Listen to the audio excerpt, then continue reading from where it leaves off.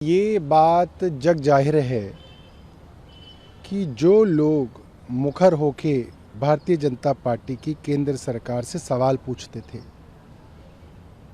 अपनी बात जोर से रखते थे, जिनकी बात करोड़ों लोग सोशल मीडिया पर सुनते थे,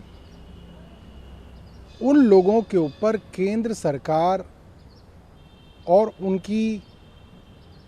उनसे जुड़े हुए जितने भी इंस्टीट्यूशन हैं वो हमलावर हैं।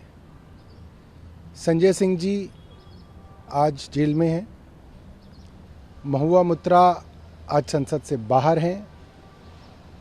तमाम ऐसे एक्टिविस्ट, सिविल लिबर्टी एक्टिविस्ट्स जो सरकार से सवाल पूछते थे, उनको अलग अलग झूठे मुकदमों के अंदर जेल के अंदर डाला गया है।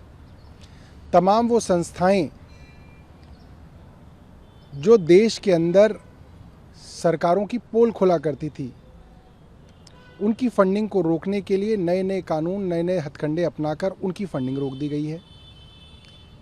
कहा जा सकता है कि सरकार सिर्फ अपनी बड़ाई सुनना चाहती है। सरकार की आप बड़ाई कीजिए, सरकार के पक्ष में बोलिए तो आप बोलते रहेंगे।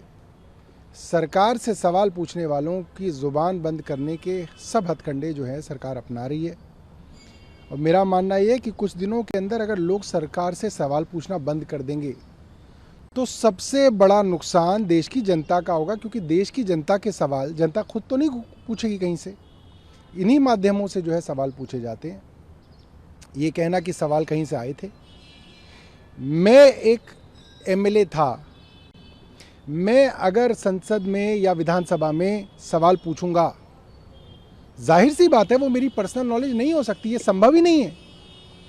आपको कोई ना कोई आदमी कहेगा कि ये जनहित का काम है, आप ये सवाल पूछिए, यहाँ गड़बड़ी हो रही है, आप ये सवाल पूछिए। मैं कोयला खदान में काम कोई ना करता हूँ जो मैं कोयले खदान से संबंधित सवाल पूछ सकता हूँ। मैं बैंक में काम कोई ना करता हूँ, रिजर्व बैंक में, जो रिजर्व बैंक से संबंधित मैं सवाल पूछूं। आपके सवाल सोर्स होते हैं। अगर सवाल सोर्स हुआ है कहीं से और इसको अगर आप कहें कि गलत है, मैं समझता हूं कि ये परिभाषा ही गलत है। हाँ सर, महुआ मोइत्रा के निष्कासन पर कहा कि बीजेपी प्रतिशोध की राजनीति करती है, उन्होंने लोकतंत्र की हत्या की है, ये अन्याय है। महुआ मोइत्रा लड़ाई लड़ेंगी और जनता न्याय देगी। इसके साथ ही इसी पर शुभेंदु अधिकारी का भी बयान आया, जो कि बीजेपी के नेता हैं, कि मां काली का श्राप महुआ मोइत्रा के निष्कासन पर उन्होंने कहा है।